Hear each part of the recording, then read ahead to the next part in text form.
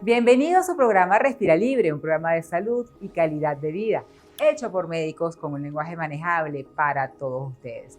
El día de hoy, en nuestro segmento de especialistas, tenemos al doctor Víctor Manrique, gastroenterólogo, hablando acerca de la gastroplastia endoscópica. Luego, en nuestro segmento de calidad de vida, tenemos a la doctora Liz Canelones, experta en nutrición y anti-aging, y va a hablar acerca de la suplementación a partir de los 40 años. Y finalizamos con Respirando Asuntos de Niños, con la doctora Mariana Morales, odontopediatra, el cuidado de la salud bucal en nuestros niños. Un programa para concientizar, así que quédese con nosotros. Y síganos por nuestras redes sociales, @respiralibre, @meridiano online. Especialistas en Respira Libre. Y en nuestro segmento de especialistas estamos con el doctor Víctor Manrique, gastroenterólogo. Vamos a hablar acerca de una técnica novedosa, gastroplastia endoscópica. Víctor, bienvenido. Muchas gracias por acá por la invitación a su programa. Bien, si vamos a conversar un poco sobre el tema. Nosotros los gastroenterólogos que nos dedicamos a esto, al tema de la cirugía bariátrica, sabemos que anteriormente han existido muchos procedimientos para la pérdida de peso, como son los balones gástricos, las cirugías bariátricas, como es la manga gástrica, el bypass gástrico. Hoy por hoy tenemos un procedimiento bastante innovador en Venezuela, que ya existe un par de años fuera de ella, que es la gastroplastia endoscópica. Este es un procedimiento que se hace una endoscopia digestiva en el cual nosotros primero constatamos cómo está tanto el esófago, el estómago y el duodeno. Y verificamos si el paciente es apto o no para hacerte este tipo de procedimiento. En ese momento, ¿qué hacemos? Hacemos unas suturas. Eso quiere decir que ponemos la cámara gástrica más pequeña y eso hace que el paciente logre bajar de peso. Pero aquí el secreto no es la reducción de la cámara gástrica. Realmente aquí el secreto es que el paciente hace un retardo del vaciamiento gástrico. Esto quiere decir que la comida avanza más lentamente hacia el duodeno y esto hace una sensación de saciedad y evidentemente el paciente logra bajar de peso. Y esta tenemos ya unos cuantos años haciéndola en Venezuela. Sí, ya tenemos más o menos como 10 años en Venezuela con estos procedimientos. Fíjense que el tiempo promedio que dura es de 1 a 2 horas aproximadamente. Pacientes los que tienen indicación para colocarse este tipo de procedimientos son pacientes que tengan un IMC por encima de 27, pacientes que no tienen una hernia tal bastante grande, pacientes que no tengan una enfermedad ulceropéctica, por ejemplo, que no tengan enfermedad inflamatoria intestinal, angiodisplasias o una alteración de la cámara gástrica, porque con este tipo de procedimientos tenemos que constatar que su estómago esté totalmente normal para poder realizarlo. ¿Qué generalmente sienten estos pacientes cuando nosotros hacemos estos procedimientos las primeras 24 a 72 horas? Fíjense que yo que me dedico mucho a este tema, a colocar incluso los balones gástricos, los primeros días los balones gástricos pueden ser un poco incómodos para el paciente. A diferencia que la gastroplastia, los pacientes no sienten molestia. Quizás un poquito de náusea, vómitos en algunos casos, pero es muy poco. Realmente este procedimiento es muy innovador porque es bastante ambulatorio, el paciente el mismo día se va a su casa y lo más importante siempre que tiene que ser acompañado con un equipo multidisciplinario, es decir, tener una evaluación por medicina interna, por endocrino, por nutricionistas, por psicólogos, para optar a la pérdida de peso, que es esto lo que realmente buscan todos nuestros pacientes.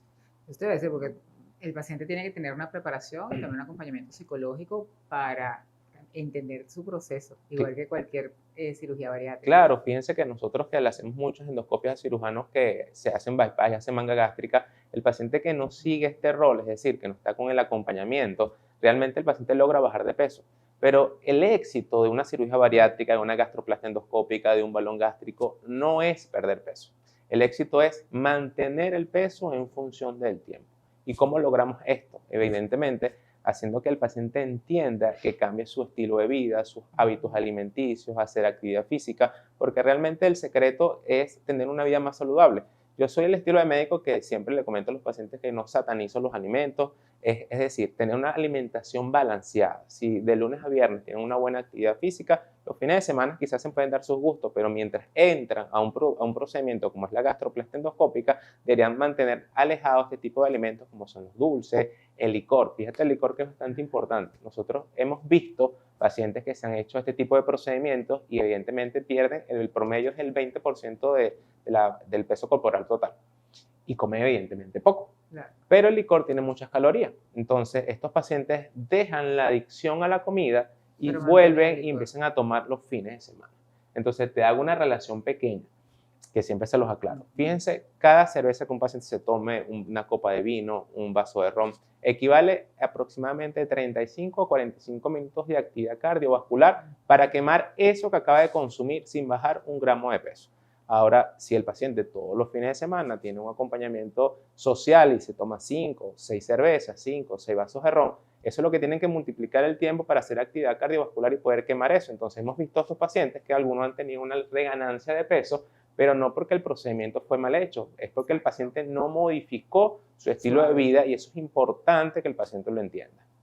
Eso es básico, porque es como todo procedimiento quirúrgico. Si no tiene un acompañamiento, si no tiene un seguimiento, ninguna cirugía es exitosa. Es exitosa. Y lo más importante de esto es que fíjate que estos procedimientos no tienen un acto quirúrgico. A veces los pacientes escuchan gastroplastia endoscópica, piensan en una cirugía. No. Esto es un procedimiento endoscópico, no hay cicatrices a nivel abdominal y estos están entre un balón gástrico y la cirugía, es como el intermedio. ¿Por qué? Porque este es un procedimiento que hace, y esta cosa que también es importante que los pacientes los preguntan, no es perdurar en el tiempo. Por ejemplo, la manga gástrica hacen unos cortes que ya cambian la anatomía y el paciente no vuelve a tener su anatomía normal habitualmente. A diferencia que la gastroplastia es reversible, es decir, nosotros hacemos suturas y posterior del tiempo nosotros podemos cortar las suturas y el estómago vuelve otra vez a su normalidad. O evidentemente ese tiempo de las suturas pueden ir soltándose a pasar del tiempo, porque hay algo también que le comento a los pacientes que es no retar el procedimiento. ¿Qué significa esto? Que el paciente generalmente, por ejemplo, se comía X cantidad de comida y con la gastroplastia evidentemente va a comer mucho menos. Pero posterior a la gastroplastia no puede tratar de comer de más porque puede hacer que los puntos se vayan soltando y esto va a hacer que el paciente tenga una reganancia de peso. Y pierda completamente el procedimiento. Totalmente. Sin el objetivo que era cambiar sus hábitos. Exacto. Entonces, otra cosa que es importante con este procedimiento es que es repetible. ¿Qué significa repetible? Estos pacientes que tú le haces un procedimiento, pierden peso, hay una reganancia y se puede volver a hacer, que no es la idea realmente. Y esto que es bastante importante también que lo hacemos mucho con pacientes que se han hecho manga gástrica, pacientes que se han hecho bypass gástrico. La gastroplastia entra a un rol importante. ¿Por qué entra a un rol importante? Porque podemos hacer un método que se llama método TORE, que significa en el bypass gástrico, la gastroenteroanastomosis la hacemos mucho más pequeña. Hay pacientes que se han hecho un bypass gástrico, pierden peso y evidentemente no modificaron su estilo de vida, hay una reganancia. Y la gastroplastia entra a un rol fundamental porque podemos suturar el pouch gástrico o la gastroenteroanastomosis y hace que el paciente nuevamente pierda peso y eso también lo podemos hacer en las mangas gástricas. Maravilloso. ¿Cómo te contactan, Víctor? Fíjate, me pueden ubicar por mis redes sociales en DR Víctor Gastro. Estamos ubicados en el Centro 1, piso 3, Consultorio 1. Cualquier duda que tengan con respecto al tema de la cirugía bariátrica nos pueden contactar al DM. O @respiralibre y haremos llegar su información. Gracias, Víctor. Gracias a ti por la invitación.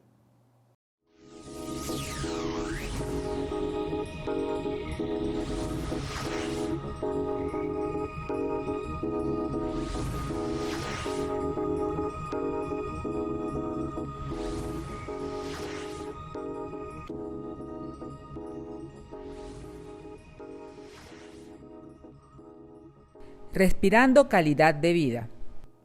Y en nuestro espacio Respirando calidad de vida estábamos con la doctora Liz Canelone, Master Anti-Age, y vamos a hablar acerca de la suplementación después de los 40. Liz, qué tema tan bueno, bienvenida. Muchísimas gracias, Ajixa. Sí, un tema muy interesante y muy en boga porque no es un secreto para nadie que la nutrición está tomando un impacto muy importante en el estilo y la calidad de vida de las personas a partir de cualquier edad, pero los 40 son determinantes. Sí, la nutrición es la base. Afortunadamente ahorita hay más conciencia de salud integral. Así es, y mucha más información. Sabemos que a partir de los 35 años comienza un declive de la reserva de nutrientes que nosotros tenemos en nuestro cuerpo y los suelos se han empobrecido. Eso ha hecho además que el impacto en la salud en las personas que tienen más de 40 años se sienta muchísimo y por eso los especialistas nos hemos enfocado en dar esas recomendaciones tan importantes de cuáles son esos suplementos. ¿Qué se debe hacer como la ingesta de suplementos? ¿Cuáles específicamente? Sí, bueno, yo tengo un top 5. Pero voy a decir 6. Los 5 más importantes, el magnesio definitivamente. A partir de los 40 comienzan a bajar las hormonas y comienza a aumentar el dolor. Tenemos dolores articulares, dolores óseos, mucho estrés y el magnesio participa en casi 300 funciones enzimáticas, entre ellas la relajación. la liberación de endorfinas y nos ayuda a mantener un estado de calma bien importante. Así que el magnesio siempre antes de dormir es un suplemento indispensable. A partir de los 40 también les recomiendo la vitamina D3, sobre todo si no tienen acceso a la luz natural todos los días, al menos unos 30 minutos, hay que suplementarse con vitamina D3 para la salud ósea. Recuerda que los estrógenos están bajando sobre todo en la mujer y puede ocurrir osteopenia o osteoporosis más adelante. La vitamina C, indispensable, un donador de electrones y antioxidantes maravilloso que ayuda además a la formación de colágeno y a mantener una piel y unos huesos fuertes por mucho más tiempo. ¿Y qué dosis recomiendas vitamina C? Mira, 1 gramo mínimo. Si eres deportista, atleta de alto rendimiento, si fumas o si tienes altos niveles de estrés, yo recomiendo mínimo 2 gramos e inclusive tengo pacientes que toman hasta 3 y 4 gramos al día. La dosis de vitamina D3 entre 800 y 1000 unidades. Ahora, si no toman sol o tienen unos niveles de vitamina D3 por debajo de 30, recomiendo entre 5000 y 10000 unidades, ¿ok? Bajo supervisión. Y de magnesio entre 300 y 400 miligramos en mujeres e inclusive en niños. En cuanto al otro suplemento que me gusta muchísimo, está el colágeno. A partir de los 40 comienzan a disminuir las reservas y se nota muchísimo en la piel y en los huesos, inclusive en la salud cardiovascular. Se empiezan a endurecer las arterias y el colágeno permite que esa elasticidad se mantenga por mucho más tiempo. Y otro suplemento que es muy importante es el omega 3. No consumimos suficiente pescado. No nos gusta y además es un modulador importantísimo del sistema inmunitario, del cerebro, ayuda a prevenir el Alzheimer y mantiene la salud cardiovascular a tope. Y el sexto suplemento que me gusta mucho recomendar, sobre todo porque no consumimos suficientes niveles, es la vitamina B. El complejo de vitamina B, a mí me gusta mandarle a mis pacientes por lo menos una dosis de 3 a 5 dosis trimestrales intramuscular. ¿Eso quiere decir vía oral? ¿No? Sí, me gusta mucho intramuscular. Puedes tener un mantenimiento vía oral en tabletas, pero lo ideal es que por lo menos una vez cada mensual o cada 3 meses, dependiendo de tu ingesta de carne, te lo coloques porque ayuda muchísimo a mantener la salud, previene la anemia y ayuda muchísimo también a la relajación del sistema nervioso central. A partir de los 40 el estrés nos acaba y si no tenemos suficientes recursos para neutralizarlo, pues comenzamos a envejecer rápidamente y eso es lo que nosotros queremos prevenir con la suplementación. Sí. Te pregunté lo de la vitamina C porque está muy en boga las megadosis de vitamina C, pero las megadosis son bien venenosas. Una megadosis vía oral no le va a surtir provecho. Y no, además hay muchos influencers diciendo, tómese una megadosis tomado, no se absorbe, entonces realmente va a perder su dinero y su esfuerzo. Sí, no solamente eso, sino que es imposible porque son hasta 25 o 50 gramos en una sola sesión y en un solo momento. Las megadosis de vitamina C son bien importantes, sobre todo en pacientes que tienen problemas oncológicos o que quieren tener una salud preventiva importante, problemas de oxigenación, que la vitamina C es el donador de electrones más grande que tenemos. Pero sí, vía oral no, para que... No. Vía oral máximo 4 gramos. De hecho, puede ocurrir diarrea, puede ocurrir cálculos renales, o sea, hay que tener suficiente cuidado, inclusive puede tener lesión de la mucosa gástrica. Así que máximo 4 gramos y supervisado por el especialista. Y la vitamina B igual tampoco tiene mucha absorción vía oral, entonces también por eso es que se recomienda intramuscular. Exactamente, a menos que te la tomes con cofactores o por ejemplo con magnesio o con inclusive la vitamina D, vas a tener una absorción chévere, pero no recomiendo que solo lo dejes vía oral. La vía intramuscular es maravillosa para llenar reservas. De hecho, el paciente se siente muchísimo mejor. Claro. Cuando te duele algo, te faltan nutrientes y muy probablemente te falta suplementación. Liz, repítenos, vamos a enumerarlas otra vez. Tu top 5 más la sexta. Ok, magnesio, omega 3, vitamina C, vitamina D3, colágeno y complejo B. Y complejo B. Definitivamente un especialista siempre nos va a llevar a que sea la ingesta adecuada, con las dosis adecuadas y para eso, bueno, ¿cómo te contactan a ti? Pueden contactarme a través de las redes sociales, Instagram @dra.lizcanelones y iguales en X y en Facebook. Y tú tienes también tu página web, ¿no? Con bastante información. Sí, tenemos una página web, sobre todo de la parte de suplementación, donde asesoramos conscientemente a los pacientes a cualquier edad, niños, adultos y adultos mayores. ¿Cuál es tu página? www.paleolifebzla.com. Sí, es una página muy buena. Y si usted pues no contacta a nuestra querida Liz, @respiralibre, y le haremos llegar toda la información. Encantada, como siempre, de verte en el espacio. Gracias, De verdad que muy sí, amable. y Un placer. esperemos que haya sido de provecho. Usted quédese con nosotros.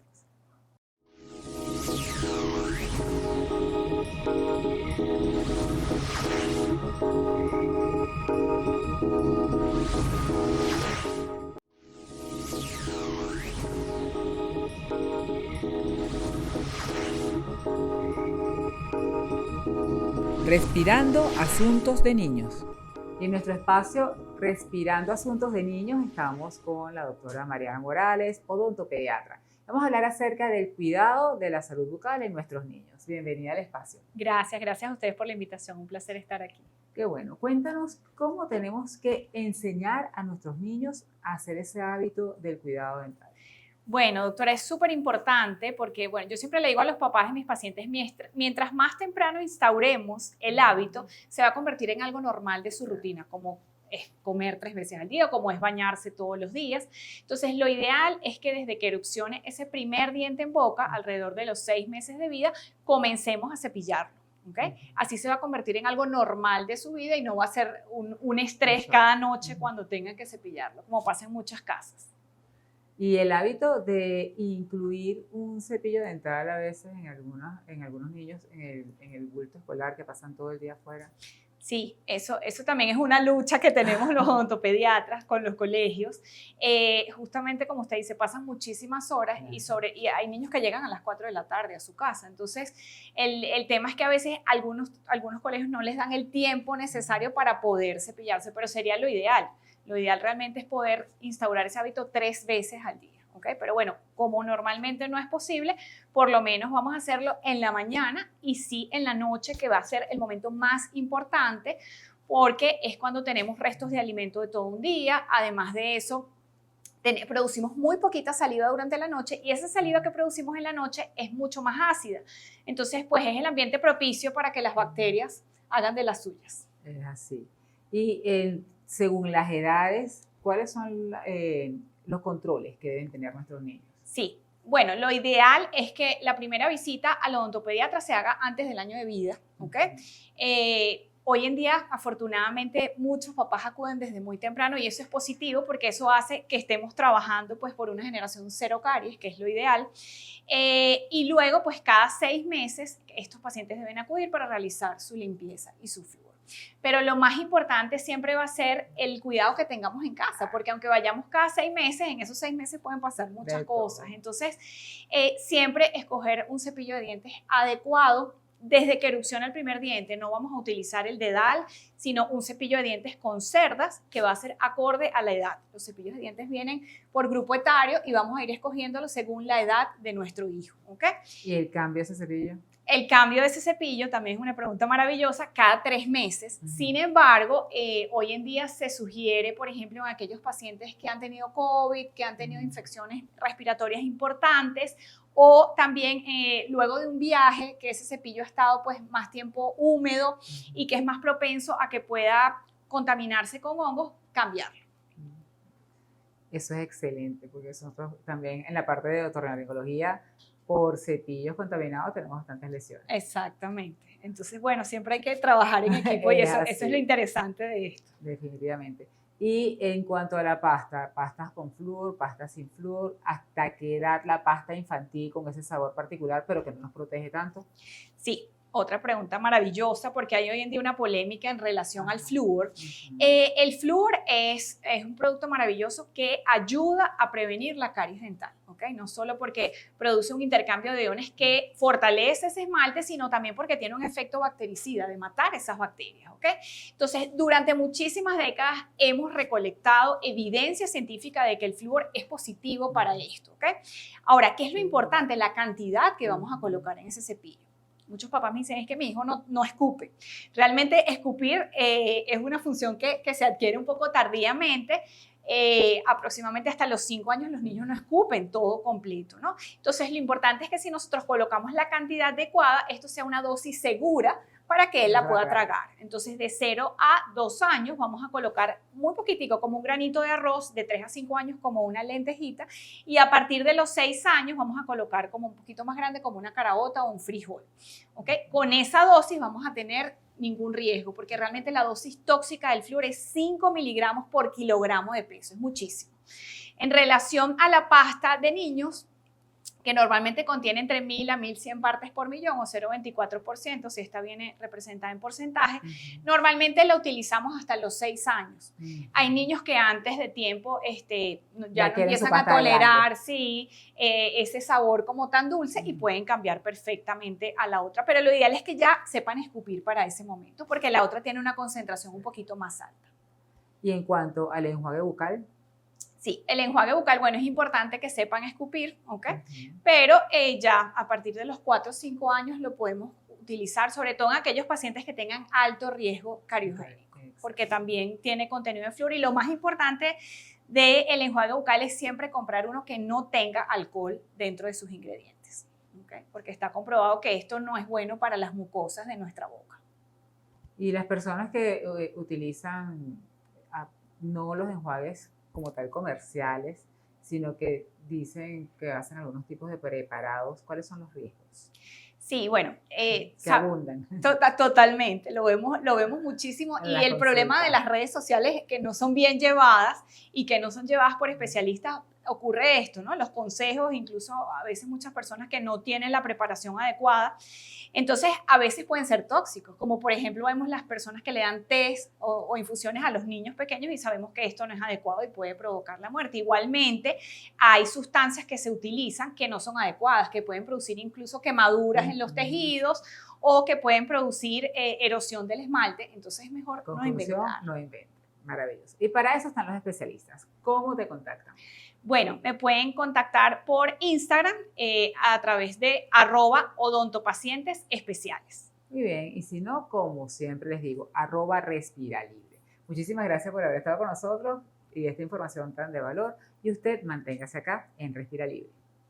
Y así hemos llegado al final de este programa, esperando que haya sido de su completo agrado. Como siempre les digo, nos vemos en la siguiente entrega y hasta la próxima sonrisa.